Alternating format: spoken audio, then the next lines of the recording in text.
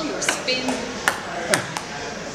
I think it started at a Thanksgiving party at Dr. Stoker's house. So he actually has a table in his house on the second floor.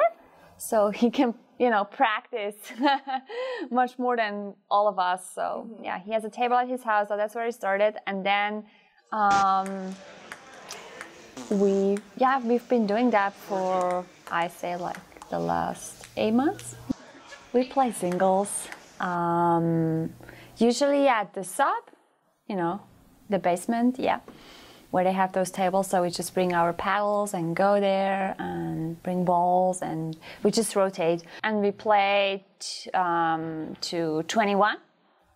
Because they changed the rules. So Dr. Brewton is very particular about the rules. So yeah, he sent the rules out to all of us over email. Yeah, so how high you actually have to, you know, throw the ball before you serve and all that, where you have to stand. So yeah, he's very particular about that.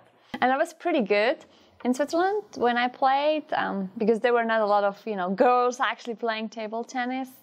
And yeah, I really liked it. And then I started playing tennis, so I switched to tennis. So I just, you know, play table tennis for fun.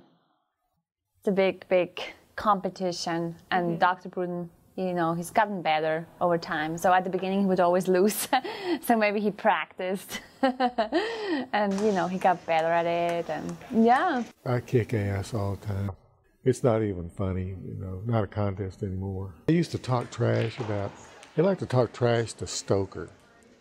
And Stoker talks trash, and Lea talks trash, and then they go to Chambers and tell Chambers how they beat me. But I'm getting where I can handle them now. And when I first started playing with them, they could beat me pretty regularly, and now I've caught on to them. You know, old age and treachery beats youth and vigor anytime. Stoker, you know, you can't let him start spinning the ball on you a lot, so you have to hit it as soon as it hits the table. You can't let it bounce up high. You had to get it right back to him immediately. And Lea, you know, she's like playing a brick wall, you know, ba-dum, ba-dum, ba-dum, like that. So you kind of have to start mixing it up and hitting it slower too. You don't want to hit it faster, you want to hit it slower and higher. And that gets her flustered a little bit. She doesn't know how to handle that. Have you ever let anybody win? I'm going to take the Fifth Amendment on that one. I don't want to incriminate myself. It's possible. Anything's possible. We need a ping pong table in the college. We can put it right out there. One of those dual converter. We have a pool table, and then you can lay the ping pong table on top of it. So you know, you can play pool or you can play ping pong. That'd be good. Faculty only, of course. Interview Chambers, because that's who they all go to brag about how they won. Then he, of course, immediately text you about how you got your ass kicked. It's my understanding that someone has given me up in terms of being the primary agitator of the ping pong club that I'm not part of, but I've heard about it.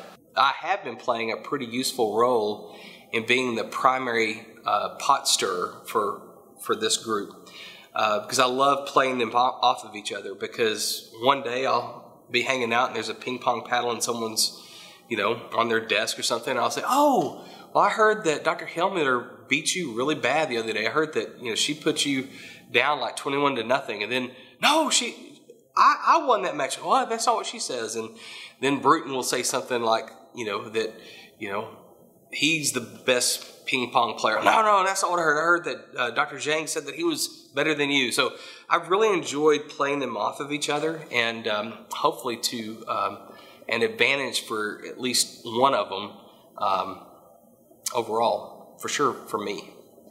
It's amazing how it gets around to everybody around here. It's kind of like, oh, I hear you got creamed at ping pong the other day. Or I hear you're the most pathetic at ping pong. So it's always good to come back and win a few and regain your you know, your self-confidence. Because there's many people around here who would like to see me lose, or like to see, you know, they like to give you a hard time about it. Every day somebody new seems to be the dominant player. So that's what makes it so much fun, is because, you know, somebody new is kind of comes up and beats everybody, and so you have bragging rights for a few weeks. It's funny to see the personalities come out in the game. Pete Brewton is a very, you know, he's an attorney, and so he plays the game looking for weaknesses in his opponents, and so he tries to find something you do that he can take advantage of. With Hellmueller, on the other hand, Hellmueller doesn't have much patience, so Lea will, what you do is you just keep the ball in play, and eventually she'll get impatient and try to hurdle it back at you.